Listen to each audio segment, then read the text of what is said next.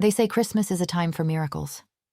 Jude Mercer boards the plane on December 22nd with a 6-month-old baby, 2 bags containing everything she owns, and desperately hoping the saying is true. She shifts Bonnie higher on her hip as she navigates the crowded aisle, her diaper bag sliding off her shoulder for the 3rd time. She almost turns to ask Ryan for help before remembering. Right. Ryan left 7 months ago. It's just her now. So far, miracles are in short supply. Her seat is double booked. The man currently occupying 23E barely glances at his boarding pass before shrugging and refusing to move. The flight attendant looks harried, and Jude braces herself to be kicked off the plane entirely when the pilot's voice crackles over the intercom about a massive snowstorm approaching their destination. Perfect. Absolutely perfect. But then the flight attendant pulls her aside. We have 1 seat in first class. Would that work? First class, on Christmas week, for free. Maybe there's some magic left after all. Suddenly, it feels like Jude has stepped into a different dimension. The seats are actual chairs, the lighting is warm and soft, quiet jazz plays from hidden speakers. A flight attendant is offering someone champagne. Jude feels like she just walked into someone else's vacation. Maybe there's some magic left after all. The attendant leads her through the curtain into what feels like a different universe. Soft lighting, actual legroom, leather seats that look like they belong in someone's living room, not an airplane. Jude follows behind her, trying to figure out if tipping a flight attendant is appropriate or weird. Thank you so much, she says. This is really, I know it's just a seat, but... Here you are, ma'am. The flight attendant interrupts, pointing to her seat. Jude's still talking as sets down her bag. With the baby and everything, this is just so... She suddenly looks up and the words die in her throat. The window seat is already occupied. By a man. A man who is not merely handsome, no. Simply beautiful in a way that makes her forget how to function like a normal human being. Dark hair that's slightly tousled like he's run his hands through it, strong jawline, the kind of bone structure that belongs on magazine covers. Jude's brain completely short-circuits. He's wearing an expensive charcoal suit, crisp white shirt open at the collar, and he's staring out the window with an intensity that suggests he's either deep in thought or deliberately ignoring the entire plane. Discreetly, Jude lowers her nose to her own shirt and inhales. Yep, she smells like regurgitation and sweat, and she's about to sit next to that for 2 hours. Ma'am, the flight attendant prompts gently, probably wondering why Jude has suddenly transformed into a statue. Right, moving, words, basic human functions. Sorry, yes, thank you, Jude manages, her voice coming out slightly strangled. She settles into her seat as quietly as possible. Bonnie's getting squirmy, making little grunting sounds of displeasure. Sorry, Jude whispers toward the man, even though he hasn't acknowledged her existence. We'll try to stay quiet. No response. He doesn't even glance over. Right, so she's invisible. That's fine, probably better, all things considered. She gets Bonnie situated with a bottle, which buys her maybe 20 minutes of peace. The baby settles, making soft sucking sounds, her little hand curled around Jude's finger. The plane begins to taxi. The man beside her finally closes his laptop but still doesn't look her way. The engines hum. The flight attendants do their safety demonstration. Jude tries to pay attention, but her eyes keep drifting shut. Bonnie's warm weight in her arms, the comfortable seat, the gentle vibration of the plane. It's all conspiring against her. The plane lifts off. Jude tries to stay awake, she really does. But she hasn't slept in 36 hours. Her body is staging a full rebellion. The seat is so comfortable. The cabin is warm and quiet. Bonnie's content for the first time in hours. Her eyes drift closed. She's asleep before she can stop herself, tumbling into the first real rest she's had in days. She doesn't see the man finally turn to look at her. Doesn't see his expression shift from surprise to something softer as he takes in the sleeping woman and baby. They say Christmas is a time for miracles. Jude's about to wake up to hers. Chapter 1. Jude wakes up to the feeling of something warm and solid beneath her cheek, and for one blissful, disoriented moment, she can't remember where she is. Then awareness trickles in. A firm shoulder. The subtle scent of expensive cologne, something woodsy and clean. Steady breathing beside her. The low hum of airplane engines. Her eyes snap open. Oh no. She's draped across the hot businessman's shoulder like he's a pillow she ordered off Amazon. Her mouth feels suspiciously dry, which means she was probably sleeping with it open, which means she was probably drooling. Oh no, oh no, oh no. Maybe if she moves very slowly, he won't notice. Maybe he fell asleep too. Maybe she can just ease away and pretend this never happened and die of embarrassment in private like a dignified person. She shifts carefully, trying to unstick her cheek from his suit jacket without making it obvious. She looks up. He's staring right at her. Their eyes meet. His are dark, intense, unfairly beautiful, and very, very awake. Jude's brain completely flatlines. "Oh, God," she blurts, jerking upright. "I'm so sorry. I didn't mean to. I wasn't trying to." He raises one eyebrow, his expression completely unreadable. Waiting. "I wasn't sleeping," Jude hears herself say in a rush, which is possibly the stupidest lie she's ever told. "I was meditating. It's a thing, a breathing exercise, very calming for flights." The other eyebrow joins the first. "You drool when you meditate?" he asks, voice dry as desert sand. He gives his shoulder the tiniest shake, where there is definitely, unmistakably, a wet spot. Jude wants the floor of the airplane to open up and swallow her whole. "That's not... I don't usually..." She's sputtering now, face burning hot enough to cook an egg on. "I'm sorry about your jacket. I can pay for dry cleaning. Do you take Venmo? I have like $47, but..." She stops, because she's just noticed something else. He's holding Bonnie. Her baby is sitting calmly on his lap, one of his large hands supporting her back, the other gently bouncing her. Bonnie is gurgling. Actually happy. Content in the arms of a complete stranger. "What are you doing?" The words come out sharper than Jude intends, maternal panic overriding embarrassment. The man doesn't flinch. His expression stays calm, almost patient. "She woke up fussing about 20 minutes ago," he says evenly. "You were finally sleeping. I didn't want her to wake you." He glances down at Bonnie, something softening in his face. "I remember what it's like when they're this age. I never slept either." Jude blinks. Oh, he's a dad. Not just a gorgeous, intimidating businessman in an expensive suit. He's a father. Someone who understands the specific hell of infant sleep schedules and the desperate mathematics of stolen rest. Her shoulders drop immediately. That invisible wall of tension dissolves. There's a language parents speak to each other, a silent understanding that transcends everything else. He's one of them. "You have kids?" she asks, settling back into her seat, feeling oddly less self-conscious now. "A daughter. She's almost 13. His mouth does something complicated, not quite a smile. "Which comes with a whole different set of challenges." Jude winces sympathetically.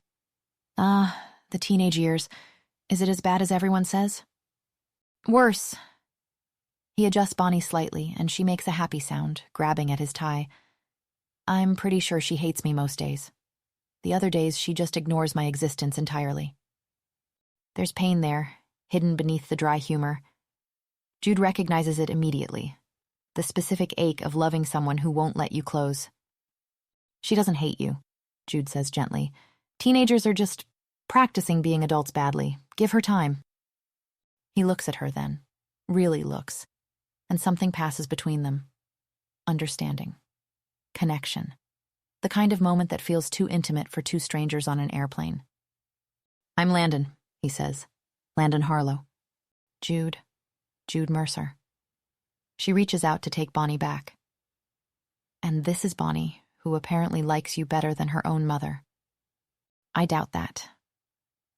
But he hands the baby over carefully, making sure Jude has her securely before letting go. His hands are warm, strong. There's something oddly careful about the way he moves, like he's constantly aware of his own strength. Jude's about to say something else, maybe thank him again, maybe ask where he's heading for Christmas, when the plane lurches. Hard. Her stomach drops. Passengers gasp. Overhead bins rattle ominously. The cabin lights flicker. Bonnie lets out a startled cry. Landon moves fast. Impossibly fast. 1 second Jude's holding Bonnie. The next his hands are there, steadying both of them, his body angling to shield them from the worst of the turbulence. She barely saw him move. It was just instant. Reflexive. "I've got you," he says, voice calm and certain even as the plane shakes again. Hold her close. It's safer than trying to strap her back in right now. The plane pitches. Jude's fingers dig into Bonnie, her heart hammering, but Landon's hand is braced against her seat back, keeping them steady. He's completely balanced, despite the turbulence, like he's rooted to the floor through sheer force of will. How is he so stable? The pilot's voice crackles over the intercom, strained and tight. Folks, we're experiencing some severe weather. For your safety, we'll be making an emergency landing at a regional airport nearby. Flight attendants, prepare the cabin. Emergency landing. The words don't feel real. Around them, people are panicking. A woman across the aisle is crying. A man is gripping his armrests so hard his knuckles are white. But Landon is a wall of calm. Look at me, he says to Jude, his voice cutting through her rising panic. Breathe. We're going to be fine, I promise. She doesn't know why she believes him. But she does. The descent is rough. The plane shakes and rattles, and Bonnie cries against Jude's chest, and Jude focuses on Landon's dark eyes and the steadiness of his presence and the way he keeps his hand braced protectively near them the entire time. The wheels hit the ground hard. The plane bounces once, twice, then settles with a screech of brakes and a collective exhale from every passenger on board. They're down. Safe. Jude lets out a shaky breath, her whole body trembling with leftover adrenaline. Bonnie is still crying softly, and Jude rocks her automatically, making soothing sounds she doesn't even register. You okay? Landon asks quietly. She looks at him, really looks. At how calm he stayed, how protective, how his reflexes were too fast, his balance too perfect, his presence too solid for a normal person in a crisis. Something about him doesn't add up. Something she can't quite name. But right now, with her heart still racing and her baby in her arms and solid ground beneath them, she's just grateful. Yeah, she manages, thanks to you. His expression shifts, something warm flickering in those dark eyes. Anytime. And Jude has the strangest feeling he means it. Chapter 2. The regional airport their plane emergency landed in is dismal. That's Jude's first coherent thought as she steps off the plane, Bonnie heavy in her arms and her bags threatening to slide off her shoulder. Half the overhead lights are flickering. Most of the shops have their metal gates pulled down. The only thing open is a sad-looking coffee kiosk with a bored teenager scrolling on his phone. Through the massive windows, snow is falling, not the pretty, peaceful kind, but aggressive flurries that swirl and bite. Perfect, absolutely perfect. Bonnie whimpers, and Jude adjusts her grip, heading toward the airline counter where a line is already forming. Jude takes her place at the back, trying to bounce Bonnie into contentment. It's not working. Miss? A woman in front of her turns around. Do you want to go ahead? You've got your hands full. Gratitude wells up in Jude's chest. Thank you. The small crowd parts, and suddenly Jude's at the counter, facing a tired-looking woman whose name tag reads Sharon. Hi, Jude says, trying for a smile. Can you tell me what's happening? All flights are grounded, Sharon says with the flat delivery of someone who's said the same thing 50 times. Severe weather alert. Nothing's going out until tomorrow morning at the earliest. Tomorrow? But I have a connecting flight. I'm supposed to... Let me check. Sharon's fingers fly over her keyboard. Your connecting flight was out of Portland, departing tonight at 9. You've missed it. I know, but can we rebook for tomorrow or the next day? Everything's booked solid through Christmas. Sharon's voice is genuinely apologetic. It's the holidays. I'm sorry. Jude's chin starts trembling. She bites the inside of her cheek hard. Look, Sharon says gently, sliding a piece of paper across the counter. Write down your contact information. If anything opens up, we'll call you immediately.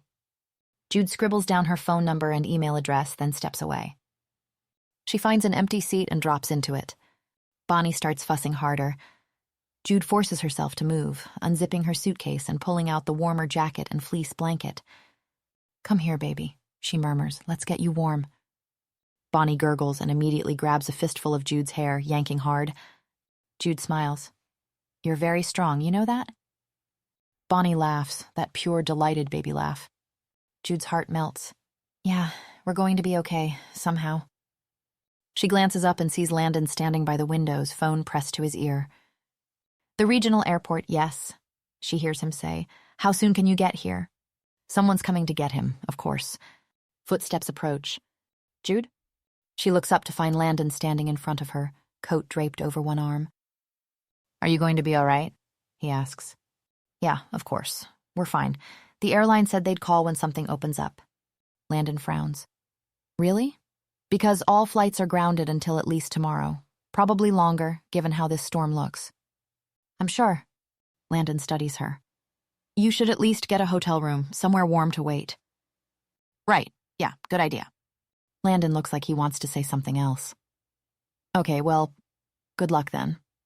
Jude watches him go, her forced smile crumbling. She pulls out her phone with shaking hands. 4782. The number mocks her.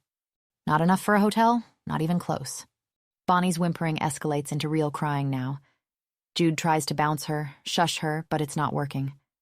And suddenly Jude is crying too. Silent tears streaming down her face while she rocks her wailing daughter in a dingy airport terminal on December 22nd, with nowhere to go and $47 to her name. Hey. Jude's head jerks up.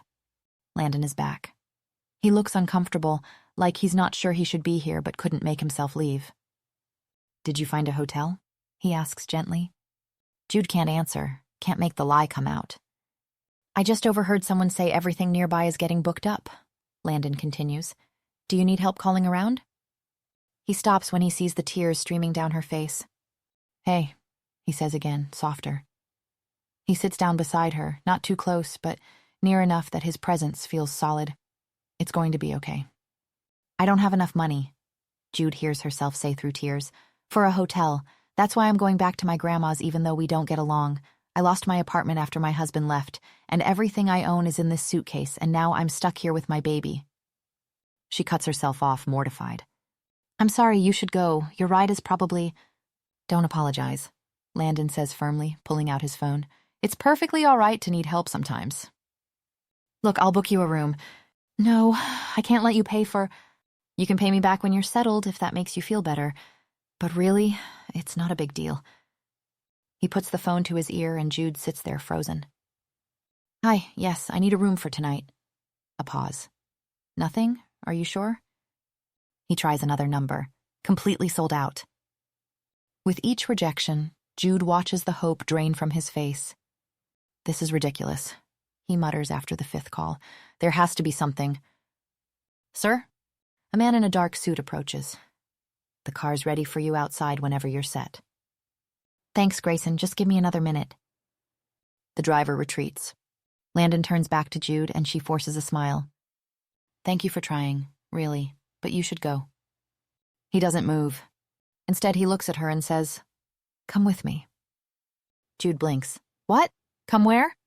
To my house. There's plenty of room. You and Bonnie can stay until the flights resume. I don't even know you. Landon shifts slightly, looking almost nervous. Look, I understand. This probably seems weird, maybe unsafe. But my entire family is going to be there. My parents, my 13-year-old daughter River. My brother and his family are arriving tomorrow. It's not just me, in some isolated house. And honestly, he glances toward the windows, where the snow is now a full blizzard. It's a lot better than spending Christmas Eve in this airport. Jude's mind is racing. Is this insane? But what's her alternative? Can you give me just a minute? She asks. I need to change Bonnie. In the bathroom, Jude changes Bonnie's diaper with trembling hands. She pulls out her phone and types Landon Harlow into the search bar. CEO of Harlo Industries, tech company worth millions, photos of him at charity galas, business conferences. Everything looks legitimate. Jude stares down at Bonnie, who's gurgling happily. What do you think, baby girl? Should we trust the handsome stranger? Bonnie reaches up and grabs her nose. Jude takes that as a yes. She heads back to the waiting area. Landon is exactly where she left him. Okay, Jude says. Thank you, I really appreciate this. The relief on his face is immediate. It's no problem. He reaches for her suitcase, lifting it like it weighs nothing. Jude follows him toward the exit, Bonnie bundled against her chest. Through the glass doors, she can see a sleek black SUV waiting at the curb. The snow is falling harder now, and Jude is about to get into a stranger's car. Chapter 3. The SUV glides through the dark streets, smooth and quiet enough that Bonnie has finally fallen asleep in Jude's arms. Jude stares out the window, watching the neighborhoods change as they drive. The houses get bigger, the lots get wider. Almost there, Landon says from beside her. Jude turns to look at him and, for just a second, his eyes seem to glow. Gold, bright, catching the light wrong. She blinks hard. When she looks again, they're perfectly normal, dark. Must have been the streetlights. Still, she watches him, slightly tense. He's taken off his tie and suit jacket at some point during the drive. His sleeves are rolled up to his elbows, revealing forearms that are decidedly more muscular than she expected. "Is it too warm?" she asks. "I can ask the driver to turn down the heat." "I'm fine," Landon says easily. "I run hot." Jude nods. The silence is starting to feel heavy. Is Landon regretting taking her with him? But then the view outside her window shifts. The SUV slows in front of an ornate iron gate which slides open smoothly. They turn onto a long, winding driveway and... Jude's jaw drops. Landon's estate is massive, but somehow still manages to feel warm and inviting. 3 stories of beautiful stone and timber, with tall windows glowing golden. The light spills out onto the snow-covered grounds, making everything look magical. Her breathing picks up as the reality crashes over her. This isn't just wealthy. This is the kind of rich she's only ever seen in magazines. She's never had more than 4 digits in her bank account at once. And she's about to walk into that house with her baby and her single suitcase. "Full disclosure," Landon says suddenly, grimacing. "My dad makes terrible jokes." Jude blinks. "Dad jokes." Landon clarifies, looking almost embarrassed. "Really bad ones, just warning you." "Oh," Jude nods. "That's okay, I'm a good audience." It's such a normal thing to worry about that it's reassuring. The SUV comes to a stop. A tall man steps out onto the porch, grinning wide, bouncing on the balls of his feet like an oversized golden retriever. "You should stay the night," Jude hears Landon say to the driver. "No point braving the blizzard." "Understood, Alpha." Jude frowns slightly. "Alpha? That's weird." Must be some corporate thing, she thinks. But then she sees the driver bow his head, actually bow, before driving away. Do rich people expect people to bow to them? Jude had no idea. "Welcome, welcome," the tall man calls. "Come on, hurry inside. Don't keep the baby out in this wind." The entrance hall is enormous, marble floors, a grand staircase, but it's decorated for Christmas in a way that feels homey. Garland wrapped around the banister, a massive tree in the corner, the smell of pine and cinnamon. "You must be Jude." The tall man is suddenly right in front of her, arms spread wide. "I'm Declan, Landon's father." Before Jude can respond, he's pulling her into a bear hug, enveloping both her and Bonnie. Bonnie gurgles in surprise. "And who's this little pup?" he coos. "Look at those cheeks." "This is Bonnie," Jude manages, slightly dazed. "Gorgeous, absolutely gorgeous," Declan beams. "Welcome to our home. Any friend of Landon's family here." "Declan." The voice is quiet but carries authority. Jude looks past Declan to see a woman standing near the staircase. She's elegant, tall, poised, light blonde hair pulled back in a tasteful style. This must be Landon's mother. The woman steps forward, and Jude notices how she moves. There's something unnaturally graceful about it, like she's gliding. "I'm Allegra," she says, offering a polite smile. "It's nice to meet you." Her eyes take in Jude and Bonnie with an assessing quality that makes Jude wonder if it really is nice to meet them. "Thank you so much for having us," Jude says quickly. "I know this is probably really weird, but as soon as the airline calls, we'll be out of your hair." She looks at Landon and smiles. "And thank you. Really. I don't know what I would have done if..." But Landon's not looking at her. He's staring up the grand staircase, his expression hopeful and uncertain. "River?"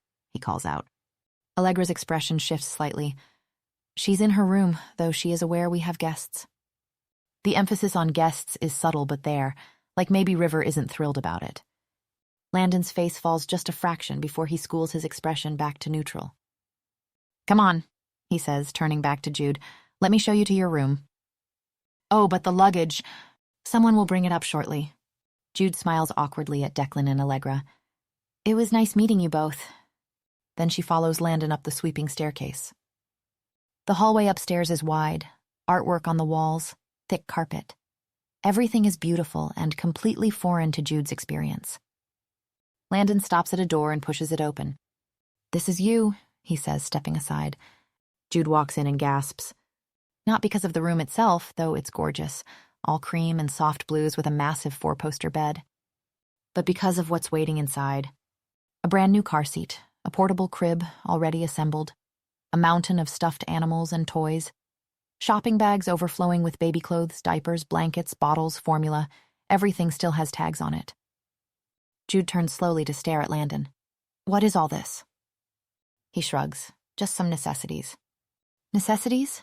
Jude's voice goes up an octave. "I made a few calls from the car," Landon says, "and some things are leftovers from Jared and Mira's baby showers." "Jared and Freya?" Jude asks, dazed. Landon smiles patiently. "My niece and nephew, twins, real menaces. You'll meet them tomorrow." Jude doesn't know what to say. Her throat feels tight. "I can't accept all this." "You can." His voice is firm. "And you will. Bonnie needs these things." "But Jude's voice cracks. "I can't pay you back." "I'm not asking you to." They stare at each other. Jude's holding Bonnie like a shield, feeling overwhelmed. "Are you sure?" she asks quietly. "About us being here, your mother seemed—" "My mother's just protective," Landon says, taking a step closer. "She'll warm up." He's near enough now that Jude catches that scent again. Woodsy, masculine. Bonnie starts fussing. "I should feed her," Jude says quietly. "But really, thank you. I texted my grandmother. I promise we won't overstay." Landon takes another step closer. He's so tall. His shoulders are broad enough to block out half the room. "You're not overstaying. You're welcome here as long as you need to be." He reaches out slowly and adjusts the blanket slipping off Bonnie's shoulder. His fingers brush Jude's collarbone for just a second. His hand is warm, so warm it's almost startling. "And if the flights don't clear up by Christmas Eve," he continues, his dark eyes holding hers, "you're welcome to spend the holiday with us, with my family." Jude's brain momentarily short-circuits. Is he asking her to spend Christmas with him? Words. She needs words. "That's very generous, but I don't want to intrude." "You wouldn't be intruding." He's still looking at her with those intense eyes. "I mean it. You and Bonnie are welcome here." Her face feels hot. She knows she's blushing. This is ridiculous. She met this man 6 hours ago. But God, the way he's looking at her. And the way it feels to have someone take care of her for once. It's intoxicating. She could get used to this, to him. That's the scary part. "Thank you," Jude manages. "That's really kind."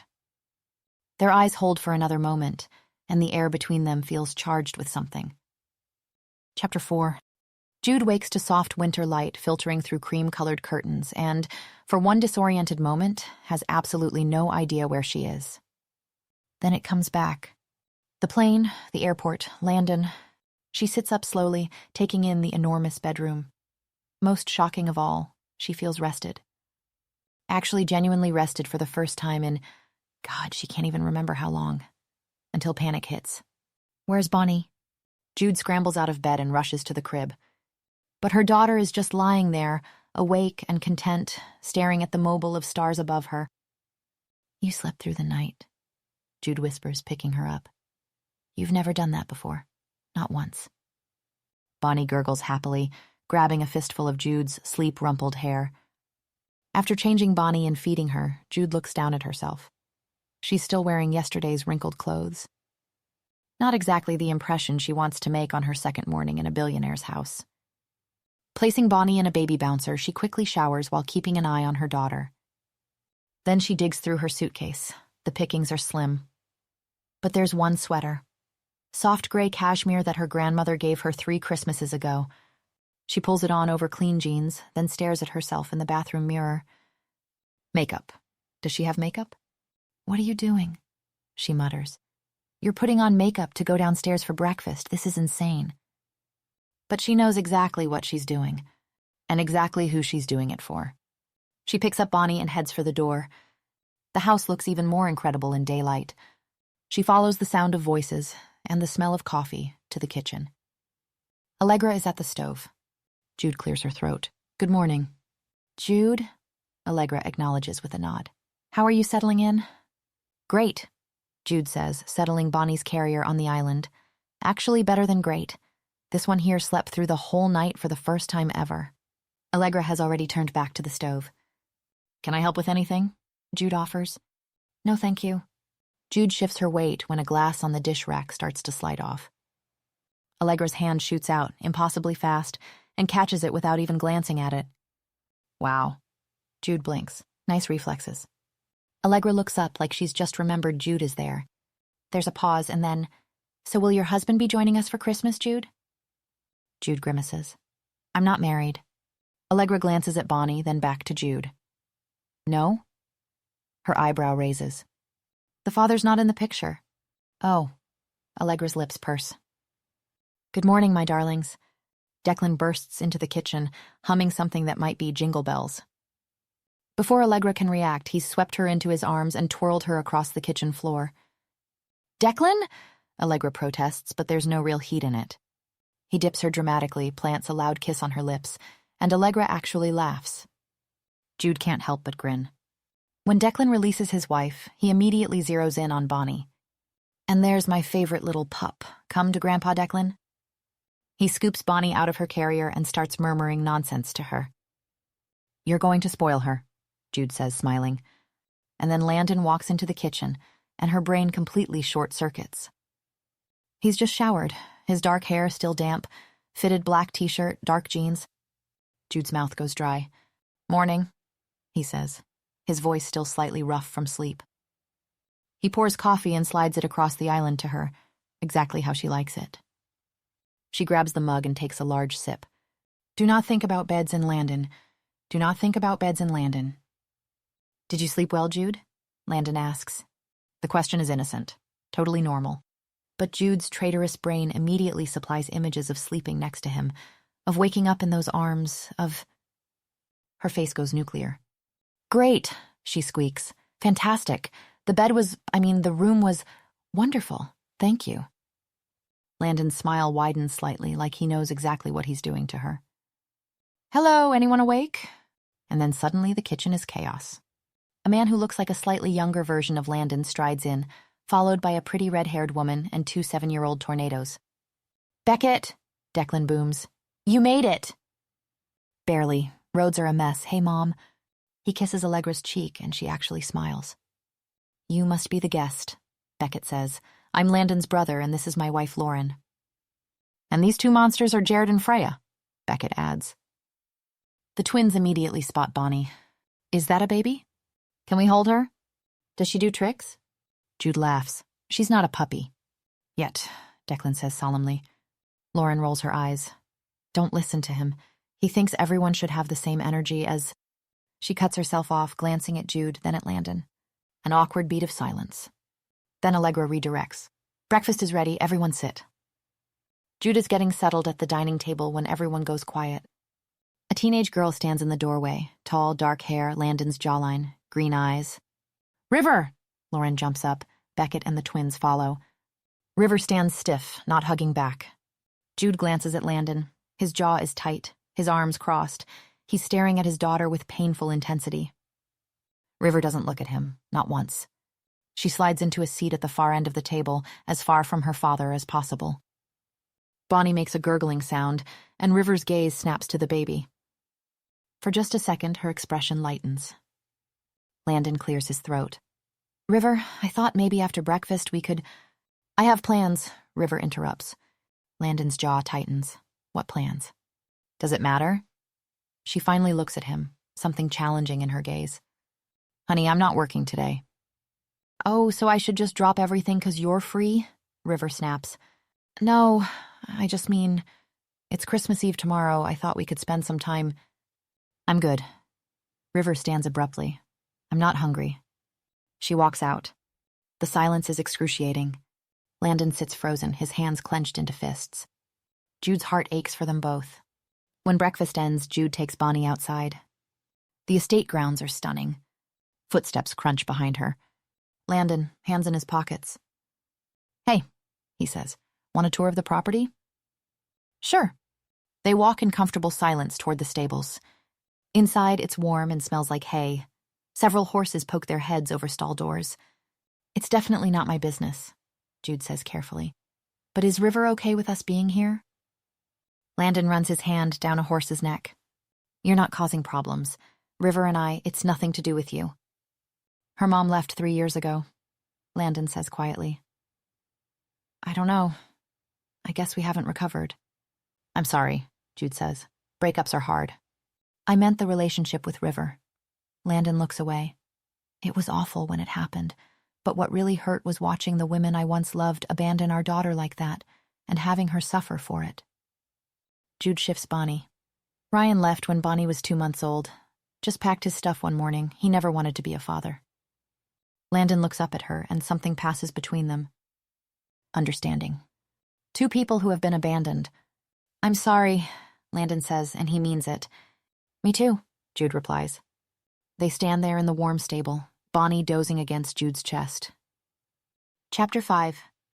When Bonnie finally goes down for her afternoon nap, and Jude finds herself heading for the kitchen, determined to help with whatever Christmas preparations are happening. The space has been transformed into a professional catering operation. At least 6 people moving around with practiced efficiency, and at the heart of it all is Allegra. Is there anything I can do to help? Jude asks. I'd like to pitch in. Allegra barely glances at her. We have it covered, thank you. Are you sure? I could... Jude attempts... We're fine. Over Allegra's shoulder, Jude spots Lauren kneading dough. Message received. She retreats to the family room. Good run last night, Declan is saying. If you ask me, the snow makes it more... He pauses. Landon and Beckett turn to look at her, looking vaguely guilty. A run? In the middle of a blizzard? Jude asks jokingly. The 3 men look like kids caught with their hands in the cookie jar. Sometimes it almost feels like they're all sharing this big secret hidden in plain sight.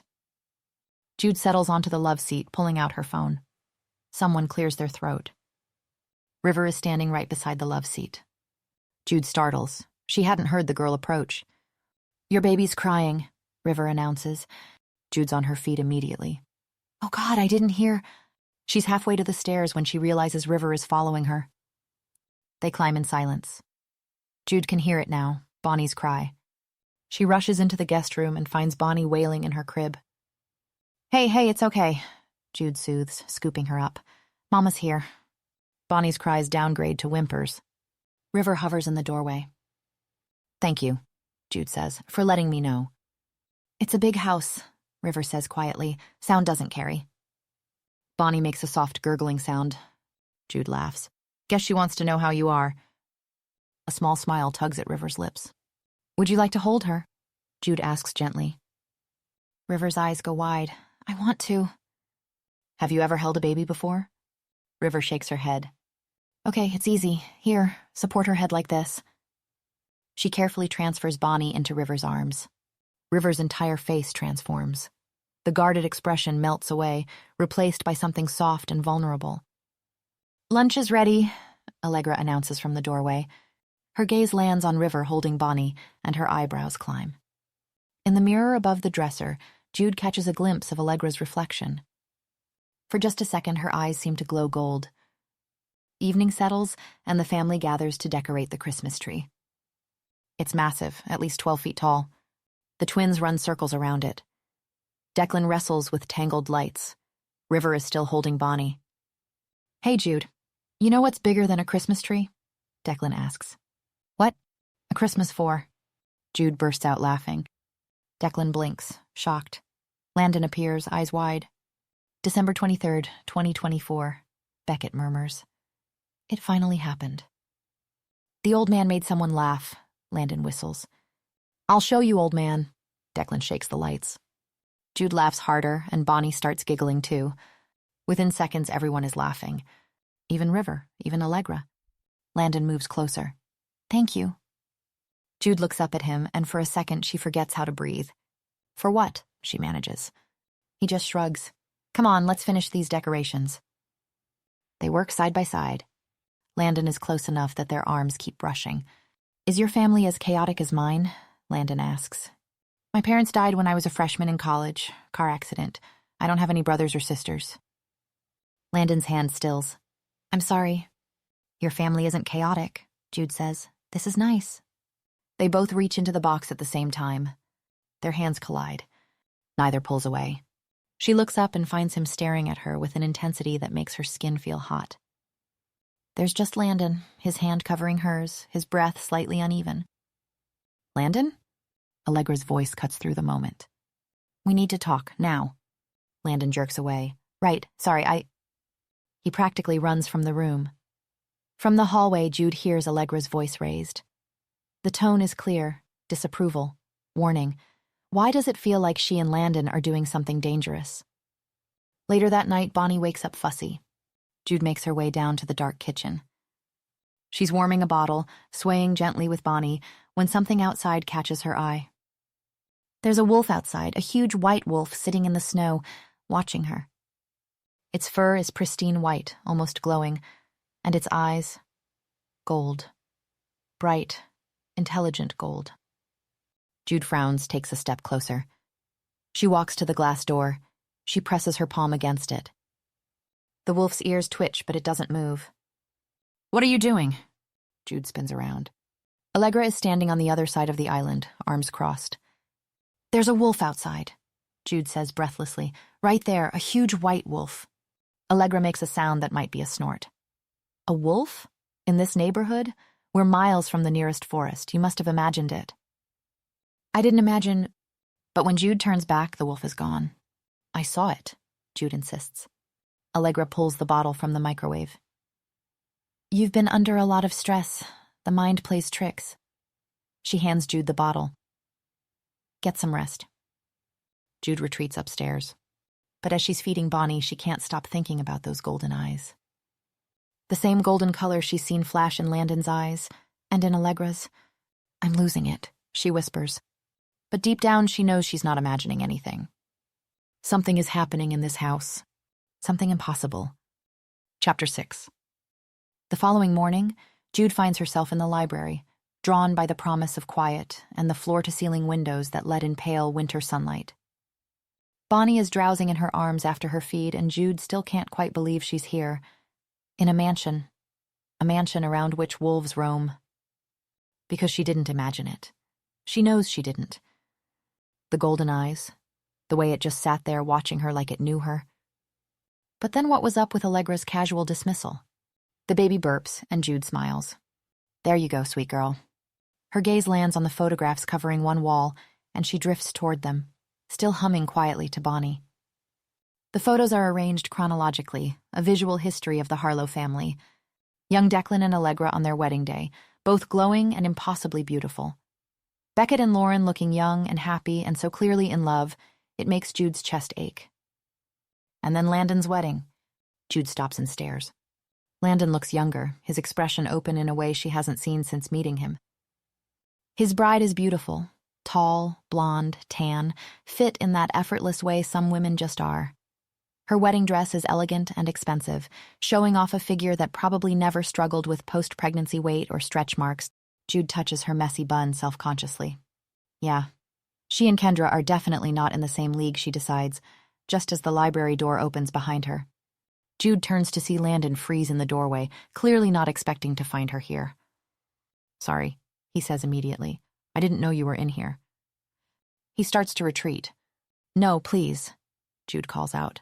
I mean, I'm the intruder here. This is your home. Stay, I'll go. Landon blinks, as if surprised, and then a small smile spreads across his lips. You're not intruding, he assures her, gesturing toward the large desk against the far wall. I just needed to check something on my laptop. But instead of going to the desk, he closes the door and walks toward her. Jude's heart rate picks up immediately. He's wearing dark jeans and a soft gray Henley that clings to his chest in ways that should be illegal. Stop it, she tells herself firmly. You're holding your baby. What's up? Landon asks, and there's something warm in his voice that makes her stomach flutter. But then his gaze falls on the wedding photo behind her, and he winces. Bad memories, huh? Jude asks. He doesn't reply, just stares, mouth pinched. Quick, Jude thinks. Think of something sensitive to say. Know something cool, funny. Think of something funny to... Bonnie chooses that moment to release another very loud burp. Landon's smile returns immediately. He reaches out and caresses Bonnie's head with surprising gentleness, his large hand covering almost her entire skull. "We had to retake that photo 100 times, he says, looking at Bonnie, before Kendra was satisfied with how she looked. Jude glances back at the perfect picture. "Well, it's a very nice photo," she says politely. Landon shakes his head. "She left me for another man," he says. "She left River for this other man. Doesn't matter what it looks like." The casual way he says it, like it didn't devastate him, makes Jude's chest ache. "It's her loss," she says firmly. Landon goes very still. He's standing close enough now that Jude can see the individual lashes framing his dark eyes. "You really mean that?" he asks. His voice is quieter now, rougher. Jude's mouth goes dry. She walked right into that one, didn't she? Her stomach starts churning, nerves and awareness and, oh God, something that feels dangerously close to having a crush. A big crush at that, the magnitude of which she has not experienced since her one-sided infatuation with Darian Troy in middle school. "I mean, you're pretty great," she stammers. "Huh." She pauses. Did that sound weird? It sounded weird. "You're fine," Jude tries again. She can't breathe, can't think, can only stand there while her heart hammers against her ribs. Landon's hand comes up slowly, giving her time to pull away. She doesn't. His fingers brush her cheek, impossibly gentle. "Jude," he says, and the way her name sounds in his voice, it makes her breath hitches audibly. Landon's eyes drop to her lips. His head dips lower, and he's going to kiss her, right here in the library with her baby in her arms, and Bonnie releases a loud, piercing wail. They spring apart like they've been electrocuted. Jude's face floods with heat. "Sorry, she's been fussy all morning." She pats Bonnie's back, trying to look anywhere but at Landon, trying to calm her racing pulse. But when she risks a glance at him, he's still staring at her. His chest is rising and falling faster than normal, his jaw is tight, and his eyes are doing that thing again, that flash of gold she keeps seeing and dismissing. Their gazes remain locked even as Landon slowly backs away toward his desk, like he doesn't trust himself to stay close. "Guess I should..." He hooks a thumb over his shoulder toward the sleek laptop. "Work. I should work." Jude nods, not trusting her voice. She probably needs a diaper change. She manages finally, even though that's not why Bonnie is crying and they both know it. She's already halfway to the door when Landon's voice stops her. "Jude." She turns back. He's standing behind the desk now, gripping the edge like it's the only thing keeping him anchored. "Thank you for what you said about River. I'll give it some thought." Jude nods again, then flees before she can do something stupid like go back to him. She doesn't start breathing normally until she's back in her room with the door closed. "Okay," she whispers to Bonnie, who's already calming down now that the tension has broken. "We have a problem. A really big problem." Because she almost kissed him. No, he almost kissed her. And she wanted him to. God, she wanted him to so badly it scared her. Chapter 7. Jude places the final pot on the dish rack and dries her hands, turning toward the chef kneading dough on the island. "What next?" From the breakfast nook, Bonnie lets out a happy gurgle. Jude glances over, smiling at River playing with the baby. Baby toys lie scattered around them, but the two are currently occupied with wooden blocks that River stacks while Bonnie tries to knock them down. "Go be with your baby," the chef says. "We've got this." Jude turns with a smile. River's on baby duty, and judging by everyone's reaction to her presence downstairs, I wouldn't dare take Bonnie away. The chef nods. "It's been a long time since I've seen her around like this. Allegra mentioned she didn't even come down for Christmas dinner last year." "Wait, you cooked for Christmas last year too?" The chef chuckles. "Christmas, 4th of July, Halloween, birthdays, corporate events, for the last decade." "So you're family friends then?" The chef gives her a wry smile. "Sure, something like that. What about you?" With a small sigh, Jude shares the story. The plane, the emergency landing, Landon's invitation. "So that's why you insisted on helping," the chef says. Jude nods. "It's the least I can do." As they work, the chef shares stories about the Harlo family, Declan's terrible jokes, Allegra's perfectionism. Then she mentions something that makes Jude's ears perk up. Sophia, Declan's mother, Used to bake these chocolate chip cookies every Christmas that Landon absolutely adored. Him and Beckett would fight over the crumbs. Another chef laughs. Sophia's nutmeg cookies, those were legendary. Do you know the recipe? Jude asks. The chef smiles. I do, actually. Why? Later, after the catering staff has left, Jude puts Bonnie down for her nap. River hovers in the doorway. Could you watch her? Jude asks. Just for a little while, I want to try something in the kitchen. River's eyes light up. Really? Really, I trust you. Those words seem to mean something to River. She nods and moves to sit beside the crib. Jude heads back down to the kitchen, the recipe clutched in her hand. The kitchen is blessedly empty. Jude gets to work. Chocolate chip cookies with nutmeg and cinnamon. Sophia's secret was brown butter and homemade vanilla extract. The rhythm of baking is soothing. She used to do this with her mother. She's sliding the first batch into the oven when she hears footsteps. What's all this? Jude turns to find Landon in the doorway, sniffing the air. Your grandmother's cookies, Jude says, suddenly shy. Landon's eyes go wide. What? How? The chef gave me the recipe. I wanted to do something nice for you since you... Don't say I saved you again. Landon groans, but he's smiling. So it's all right? All right. Landon crosses the kitchen and stands in front of the oven like a kid on Christmas morning. It's amazing. He peers through the window. How much longer? Jude chuckles. If you tap that button, you'll find out. She loves seeing him like this, unguarded, happy. Landon throws her a grin. Smartass. Heat floods Jude's face. I didn't know you could bake, he says. Jude shrugs. Guess it never came up. Can I help with the next batch? Give me something to do or I'll start climbing the walls. Jude laughs. I've got the next batch, but you can do the dishes. Deal. They work in companionable silence, the kind that feels full instead of empty. Jude shapes cookies. Landon washes mixing bowls, sleeves pushed up to his elbows. Jude steals glances at him, the strong line of his jaw, the concentration on his face. Their eyes meet, once, twice, 3 times. Each time they smile, small, secret smiles that make Jude's stomach flip.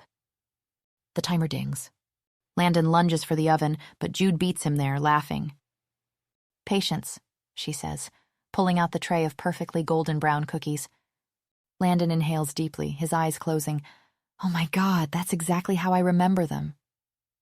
You have to wait for them to cool. Worth it, Landon mutters. He finishes the dishes and joins her at the island. He's standing close. Close enough that Jude can smell that woodsy scent. She straightens and brushes her hair away, leaving what she's sure is a streak of flour. Landon's eyes track the movement. You have some flour, he says softly. He reaches out slowly. She doesn't pull away. He uses the back of his fingers to gently wipe her cheekbone. Jude freezes. Her eyes go wide. Her breathing picks up. Landon's still touching her. His fingers linger. Then he flips his hand, cupping her face. His head drops lower. They stare at each other. The kitchen fades away. Landon, Jude whispers. Landon shudders. His eyes flash, that gold again, unmistakable. His head drops even lower. Jude can feel his breath on her lips. She arches her back slightly. Her eyes start to close. Stop! Just stop this! The voice is sharp, angry, loud enough to shatter the moment. Jude's blood freezes. River. Landon stops touching her immediately, his hand dropping away. He moves back, and Jude is suddenly, devastatingly cold. She turns to see River standing in the doorway, Bonnie in her arms, the teenage girl's face twisted with emotion.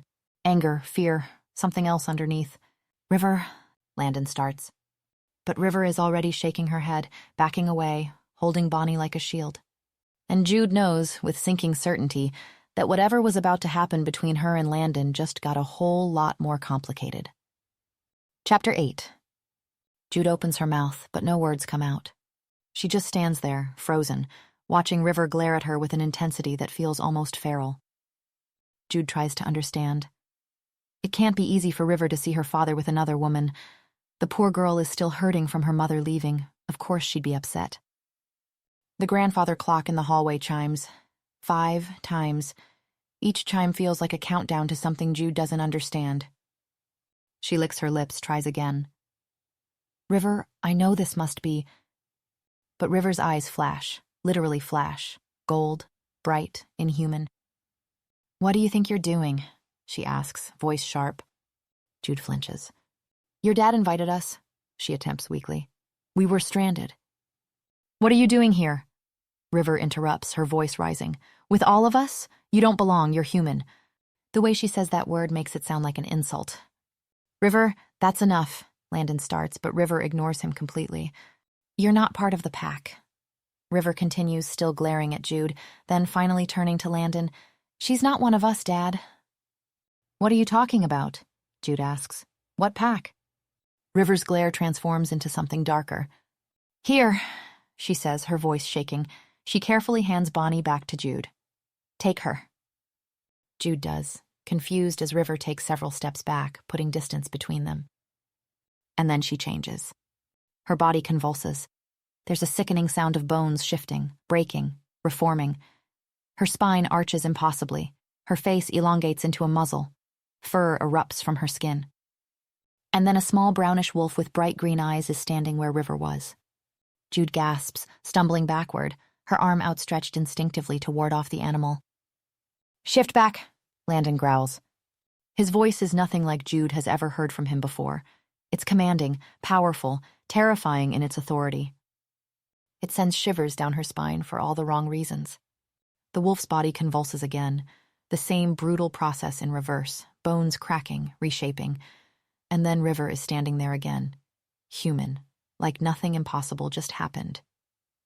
Well, except that she is naked, but Landon is quick to throw her a jacket. Jude's chest is heaving. She can't stop looking from one to the other, can't stop shaking her head. "You went too far, River," Landon says, but his daughter ignores him.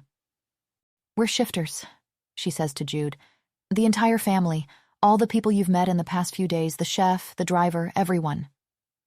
She tilts her head mockingly. "Dad is Alpha. He succeeded Grandpa. He's the leader of the entire pack." Jude's pulse is thundering in her ears. Her mouth is so dry she can barely speak. "I don't understand," River snorts. "Of course you don't," she snaps. "Shifters mean we can shift into animals, or in our case, into wolves." "River, that's enough," Landon says, but his voice sounds distant.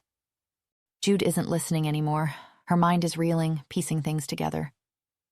The fluid grace, the predatory way they moved, the comments she overheard, pack meeting, Alpha, and the wolf outside.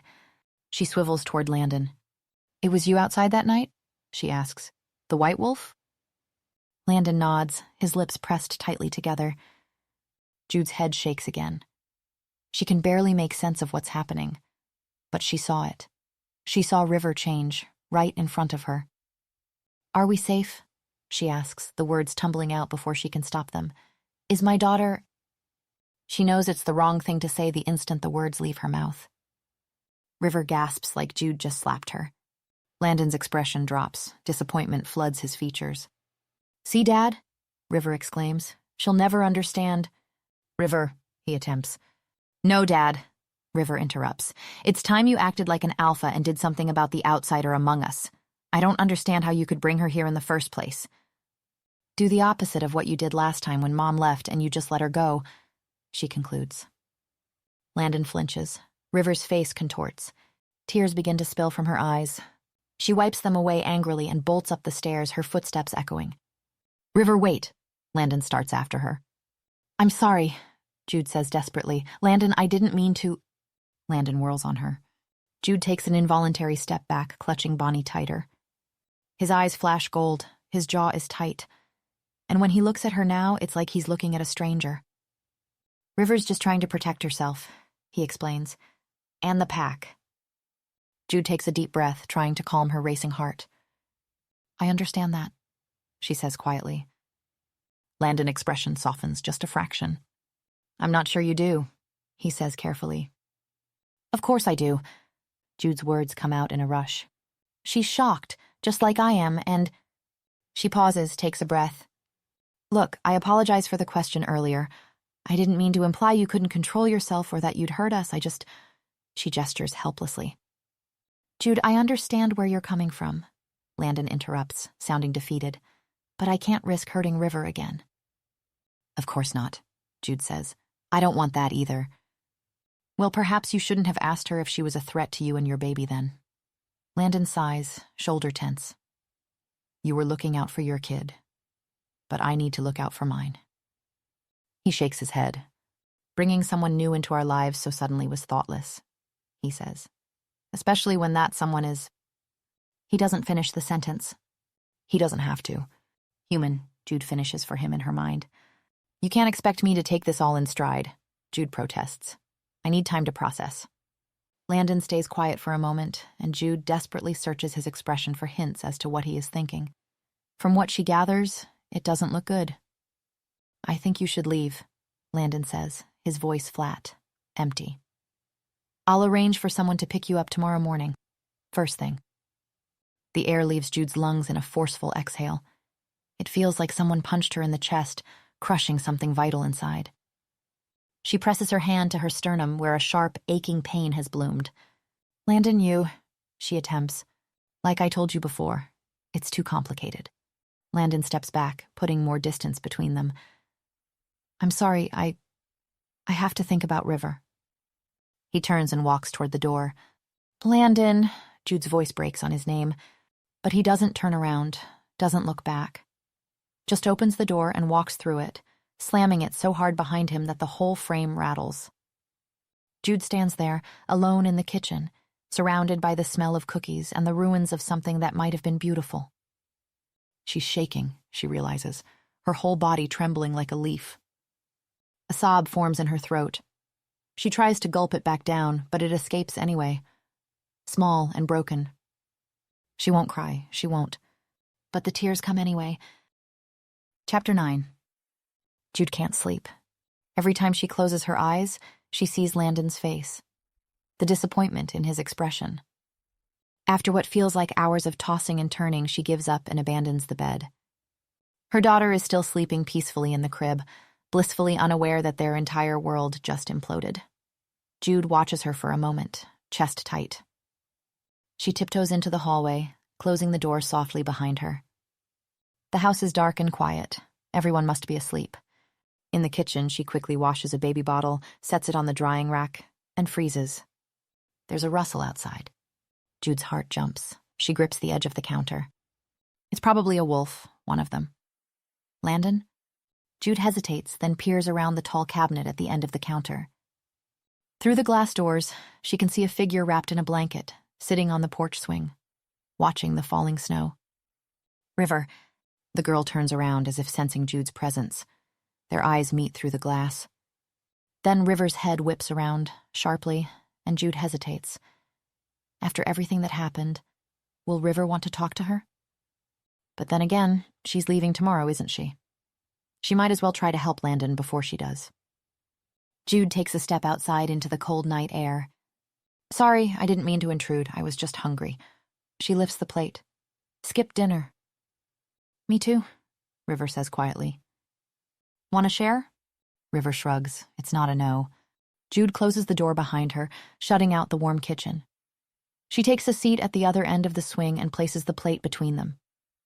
Dig in, she offers. There's Brie. River starts crying.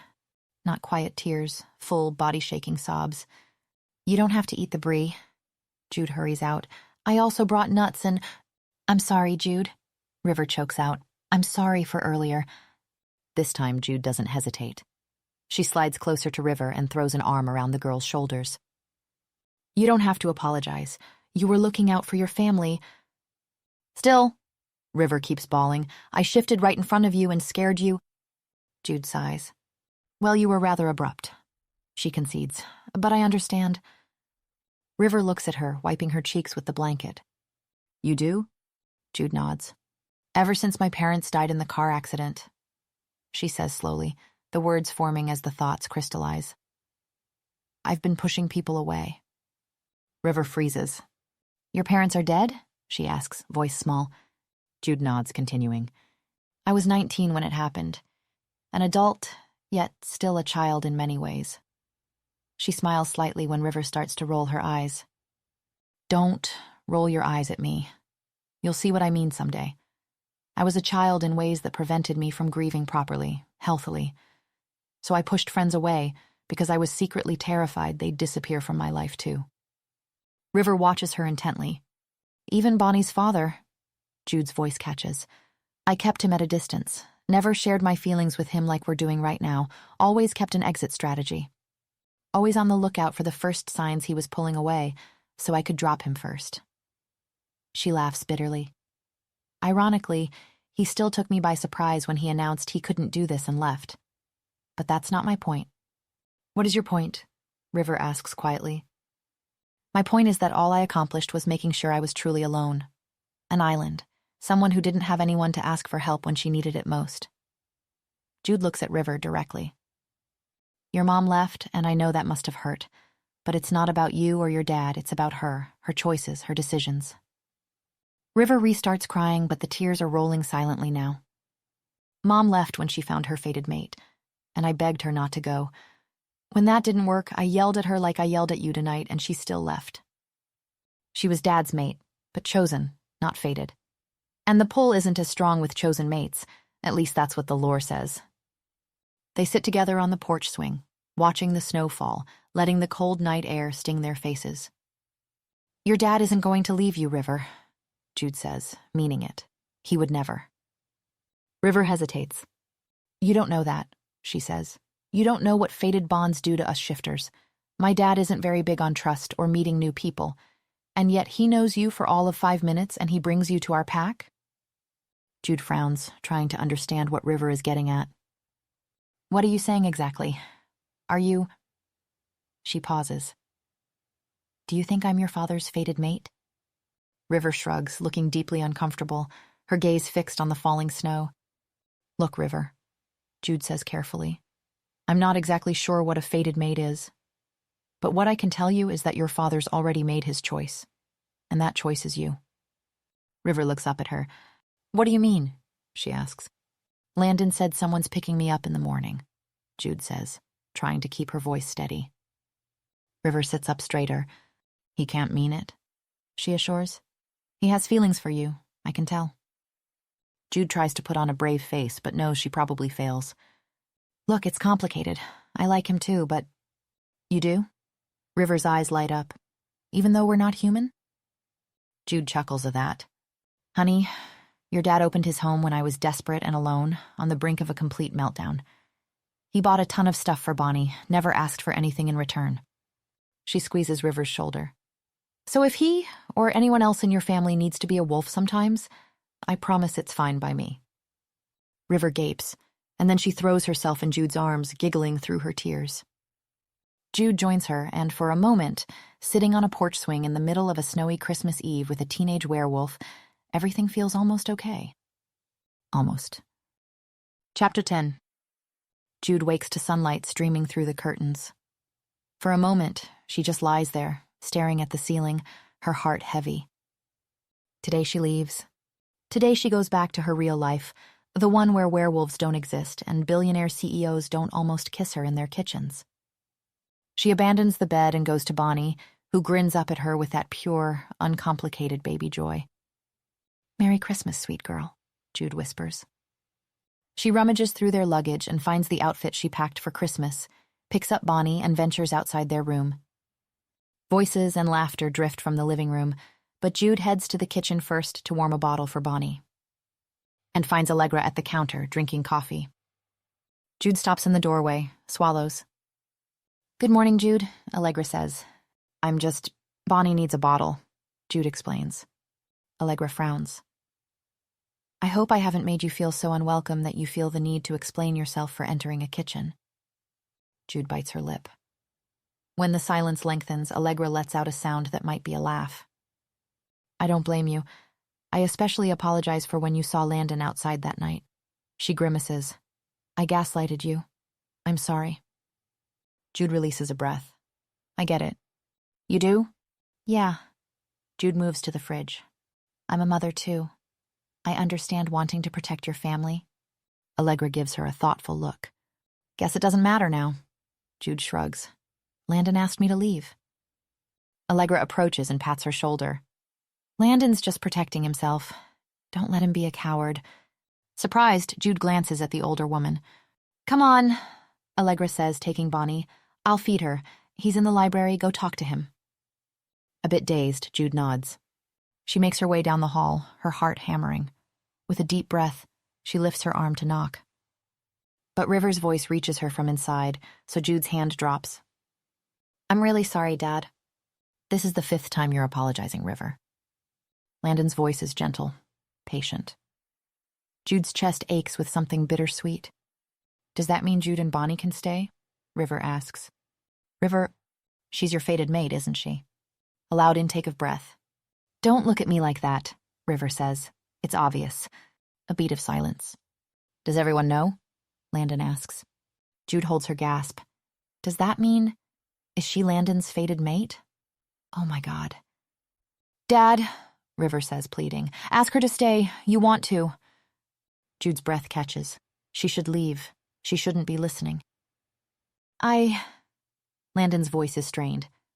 River, I can't. It's complicated. Jude's shoulders drop. She turns to go. But it doesn't have to be, River says louder. She told me she likes you. Really? Landon's voice fills with hope. Yeah, and I like her too. And Bonnie, do you? Like them? A pause, then so quietly.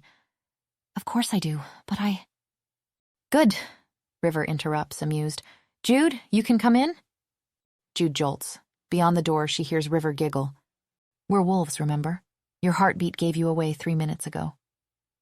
The door opens and River strides out, pulling Jude into a quick hug. Dad didn't know you were there, River whispers. He was too preoccupied, 'cause he likes you. Good luck. She heads toward the living room, leaving Jude standing in the hallway. Jude takes a deep breath and peeks around the door. A hand sneaks out and gently pulls Jude inside. Her back hits the door, and suddenly Landon is there, caging her in with his arms on either side of her head. Hey, he says, sheepish. Hey, Jude manages. His gaze travels down, taking in her red dress. His eyes darken to almost black, and a low rumble erupts from his chest. Was that the wolf? She asks. Landon rubs the spot over his heart, looking embarrassed. I'm sorry, that must be weird. No, Jude hesitates. It's kind of hot, actually. Landon smiles softly. I'm also sorry for what I said. He runs a hand through his hair. For saying you need to leave, I wanted to rip out my tongue as soon as... of course you can still leave, anytime you want. You're not forced to remain if you don't want to. River was hurting, and you were scared for Bonnie, and I just... Landon? His mouth snaps shut, then, in a small voice. Yeah? I think I'll stay for Christmas. Jude smiles. He smiles back, slightly hesitant. And then? Jude shrugs. We'll see? Okay. He nods rapidly. We'll take it slow.